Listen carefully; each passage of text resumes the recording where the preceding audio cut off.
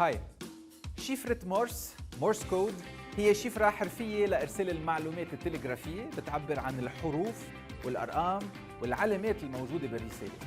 تحمل الشفرة اسم سامويل مورس يلي قرر يعملها بعد وصول رسالة متأخرة من بيو عن وفاة أحد أفراد عائلته، شيء يلي منعه من إنه يلحق يحضر الجنازة. ومع تشارلز توماس جاكسون بدأ بتطوير فكرة التلغراف على سلك واحد. تم إرسال أول رسالة مورس كود ب 24 أيار سنة 1844 ضمن مسافة 65 كيلومتر، ومحتواها كان What hath God wrote.